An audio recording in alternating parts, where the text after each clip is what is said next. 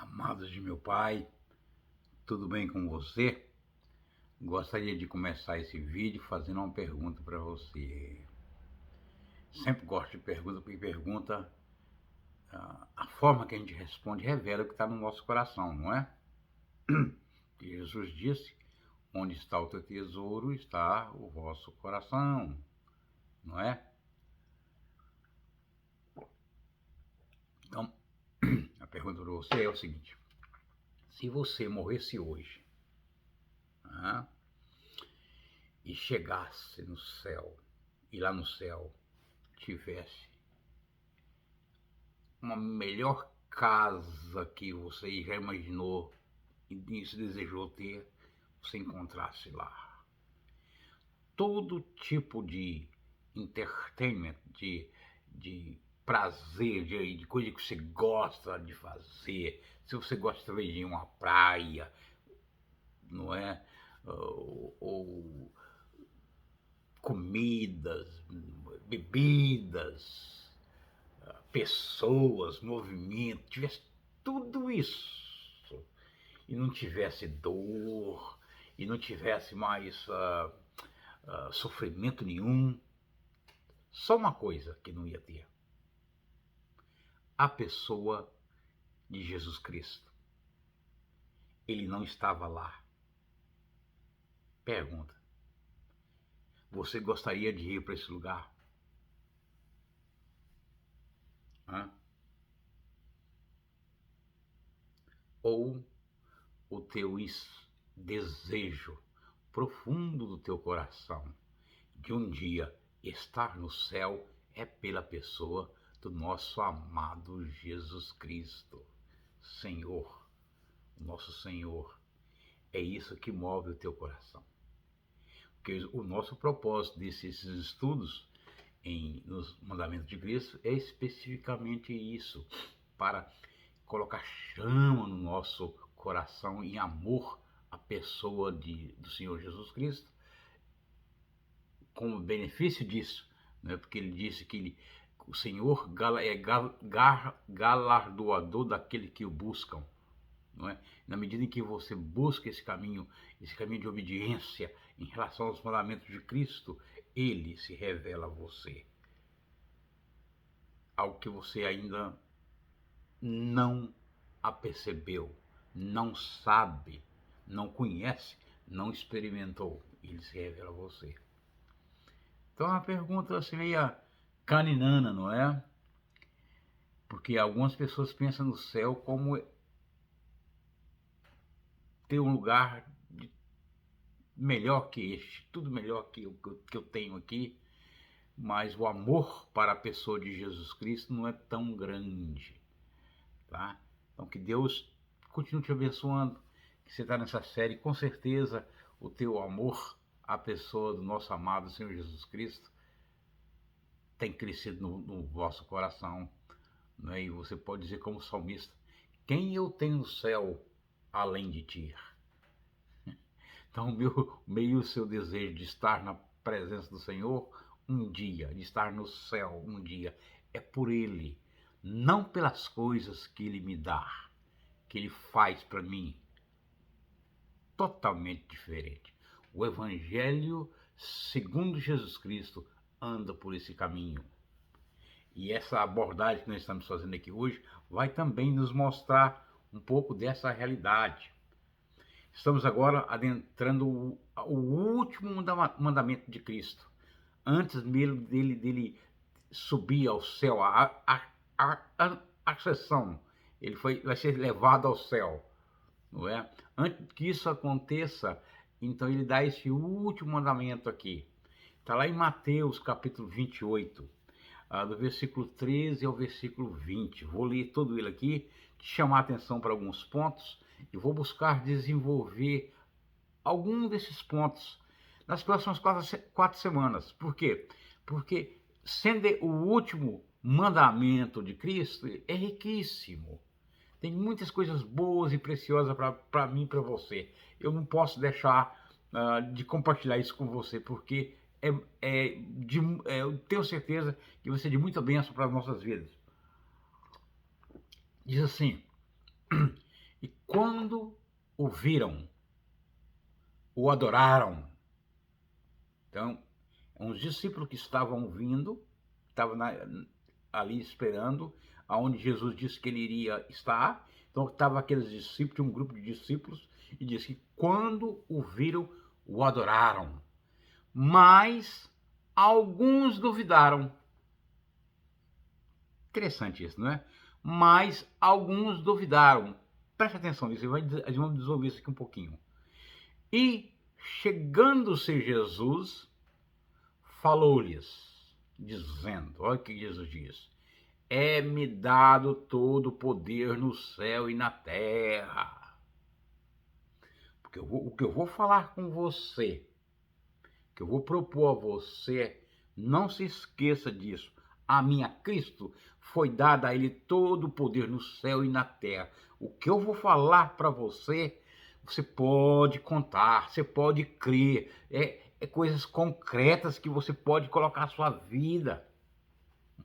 Aí diz, portanto, sempre depois de um portanto, ou seja, ele é o contexto, é o que ele está falando antes, o que ele está falando antes, bem claro, todo poder no céu e na terra foi me dado. Portanto, o que ele diz, a primeira coisa que a gente vai abordar hoje, a gente vai ficar em cima dessa palavra. Portanto, ide, fazei discípulo. Esse será o nosso segundo estudo. Fazei discípulo de todas as nações, batizando-os. Será o nosso terceiro estudo. Em nome do Pai, do Filho e do Espírito Santo, ensinando-os a guardar. Esse será o nosso quarto e último estudo nos mandamentos. Todas as coisas que eu vos tenho mandado, e eis que eu estou convosco todos os dias, até a consumação do século. É-me dado todo o poder no céu e na terra. E me diz mais ainda, eu estou convosco todos os dias, até a consumação do século. O que eu disse aqui para você, de você ir, fazer discípulo, batizar e ensinar, eu estarei com você. E o poder que foi me dado, eu vou dar a você para realizar essa grande obra. Porque sem mim nada podeis fazer. Isso nós já estudamos dessa realidade, não é isso? Então, o que me chamou a atenção, que eu queria desenvolver um pouquinho, foi essa dúvida que os discípulos, no versículo 13, têm. Os que chegam adoram, mas tem alguns que parece que mesmo na adoração estavam em dúvida. Tá. É interessante que você pode notar que depois de grandes eventos na sua vida, antes ou depois, tem sempre um momento de crise, seja de dúvida, seja de medo ou incerteza. Tem vários textos que dizem isso. Eu vou pegar aqui 3, só para elaborar a ideia, para você ver, a gente vai ver um princípio que o Senhor quer nos ensinar com isso, tá? Diz assim, Elias, se você quiser ler, está lá em 1 Reis, capítulo 19, 1 Reis 19. Você leia ele todo, tá? O outro eu vou citar, vai ser João Batista, está lá em Mateus 11. E o outro vai ser os discípulos no caminho de Emaús, está lá em Lucas 24, do 13 ao 35. Olha, com Elias tinha acabado de a perceber um grande milagre, uma manifestação de Deus assim, de forma extrema, descer do céu fogos e destruir os profetas de Baais, uma grande experiência espiritual. Ele orou e Deus atendeu. Aí acontece uma situação que uma mulher que era, no certo sentido, ela dominava aquela região, era uma sacerdotisa e um rei, uma rainha, não é? Diz que vai perseguir ele e vai matá-lo. Aí ele entra em crise. Ele corre para cavernas, se esconde e está lá. Interessante. Depois de uma grande experiência, escutar uma mulher dizer que vai matá-lo, ele entra em crise e vai para a caverna. Se esconde e fica lá com medo, não é? Aí aparece um anjo do Senhor, o anjo aparece e dá alimento para ele e faz o seguinte: olha, levanta, vou te dar uma tarefa. Você vai ungir esses próximos reis. Presta atenção nisso, a forma que Deus trabalhou. A crise, o medo, se escondeu na caverna, o anjo aparece, o anjo fala: olha, alimenta, descansa, porque amanhã você vai fazer uma grande obra. Você vai ungir uns reis. João Batista preso, ele se duvida também, né? E até pergunta: olha, é este o que há de vir? E ele era primo de Jesus, conhecia Jesus, teve experiência de ver o céu se abrir e os anjos se manifestarem e dizer: esse é o Cordeiro de Deus que tira o pecado do mundo. Então, grande experiência teve Elias, mas naquele momento ali ele teve dúvida. E Jesus responde e fala para Elias: olha, coxos estão andando, cego enxergando, não é? Então, mas você, Elias, você vai me glorificar com a sua morte. Mas Jesus diz: olha, de Elias não teve ninguém nascido de mulher tão grande como ele. Ele era o Elias esperado. Nunca Jesus falou em nenhuma parte das Escrituras tão bem de alguém como falou do Elias, que naquele momento, naquela crise que ele estava, né, ele iria glorificar a Deus com aquilo que ele ia fazer, que era a morte dele. Não é interessante, né? Outros aqui são 2 discípulos que estão vindo de Jerusalém a Emaús, sim, uns 11 quilômetros talvez, né? Ele andando, indo, e cabisbaixo, triste com a vida, olha. Aí Jesus aproxima-se deles, eles não reconhecem Jesus. Jesus começa a conversar, fala: por que vocês estão assim? Aí, você é novo aqui, você não é daqui, você não sabe o que aconteceu. Aí eles começam a lamentar: morreu Jesus, aquele que nós esperávamos, queria resolver as crises nossas aqui, nos tirar desse jugo dos romanos, não é? Foi morto. Aí Jesus pega as escrituras, novamente, pega as escrituras e começa lá de Gênesis, lá de Moisés, até os Salmos, até os profetas maiores, os profetas menores, falando daquilo que relatava a vida de Cristo, o que iria acontecer, as profecias relacionadas a Cristo.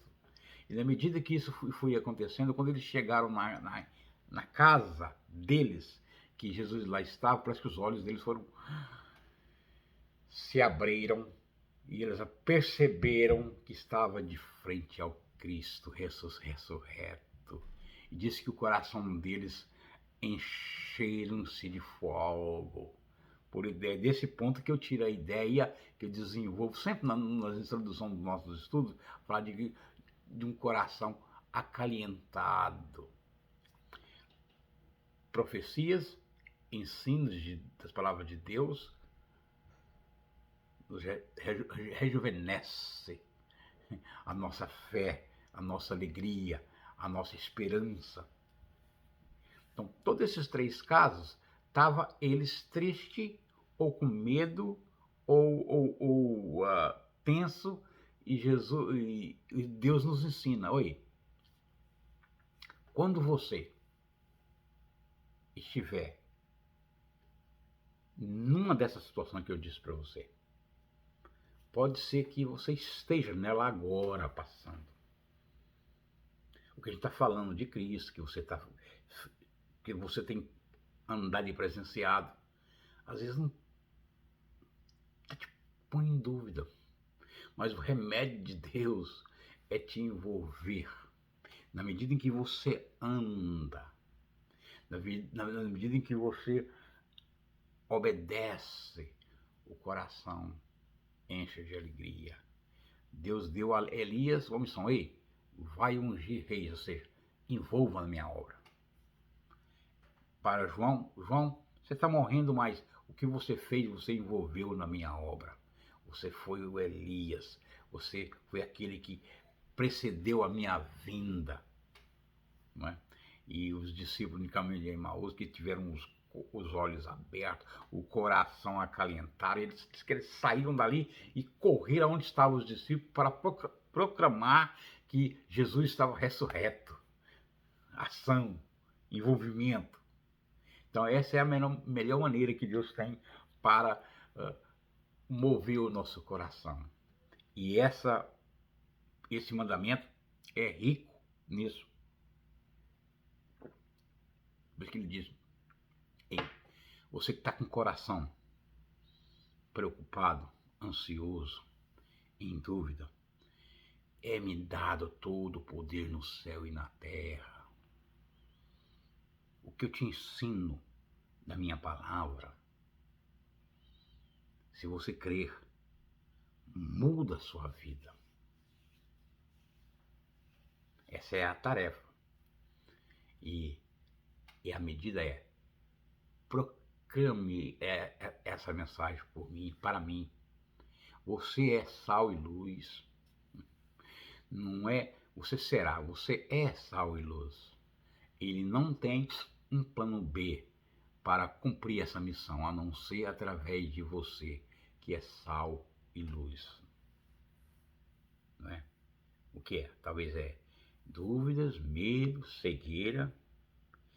Ele é poderoso para nos transformar. E esse desafio dele pega a nossa dúvida e transforma em convicção profunda no nosso coração. Medo transforma em coragem. Cegueira em coração acalentado pelo Senhor. Basta você crer nessa mensagem. Nessa mensagem que até uma criança entende, mas que um sábio, uma pessoa cheia de si, não a percebe. Então esse é o nosso dos últimos mandamentos. Antes dele se ascender ao céu, ele nos dá esse mandamento que é grande em sua profundidade, em sua extensão, ou seja, a aplicação deles. Por isso nós vamos ficar só nesse id hoje. Hoje vamos ficar só no id, tentar desenvolver esse id, pois ele está conosco e ele pede que a gente faça, obedeça esse mandamento. Ide, vá. Lá em Marcos, capítulo 16, versículo 15, tem a mesma, esse mesmo mandamento, mas ele é dito de uma forma diferente. Eu vou ler para você. Diz assim, ó: e diz: ide por todo mundo e pregai o evangelho a toda criatura. Ele acrescenta aí mais: pregai o evangelho. Então, ide pregando o evangelho. Deixa eu fazer aqui uma pequena ressalva. Quando a gente pregar, tem a forma de pregar através de estudo, de pregação, não é? No conversar com as pessoas, você prega o evangelho, né? Ou seja, não faz necessário, só assim: poxa, mas eu não tenho essa facilidade para conversar em público. Não é preciso. A sua vida, o pouco que você pode apresentar e testemunhar do Senhor, é poderoso para transformar vidas. Ou seja, nós não temos desculpa nenhuma, tá? Não é necessário você ter facilidade para conversar em público, não. Basta você estar disponível. Porque os discípulos, Jesus disse: me encontre lá em tal lugar. Eles foram. Alguns com dúvidas, mas eles foram, estavam disponíveis. Não se esqueça disso. E então pregar o evangelho. Então, deixa eu definir um pouco o que é evangelho, para que a gente entenda de uma forma clara na nossa mente o que é o evangelho. Pois, de um certo sentido, toda a Bíblia é o Evangelho, num certo sentido, tá?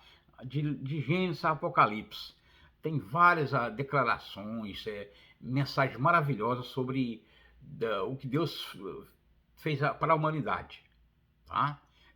Mas muitas pessoas, ao lerem as Escrituras, elas têm compreensões sobre o Evangelho de forma diferenciada, eu diria vaga, ou mesmo erradamente. Tem todo tipo uh, de, de observação e de interpretações, mas a correta é o Evangelho segundo Jesus Cristo. Então, há algumas pessoas que pegam esse termo Evangelho e fazem uma conexão com termos de cura, ou seja, favor de Deus, como prosperidade financeira, curas, milagres. Outros pegam essa mensagem do Evangelho e criam uma utopia política. E foi isso que estava acontecendo com os discípulos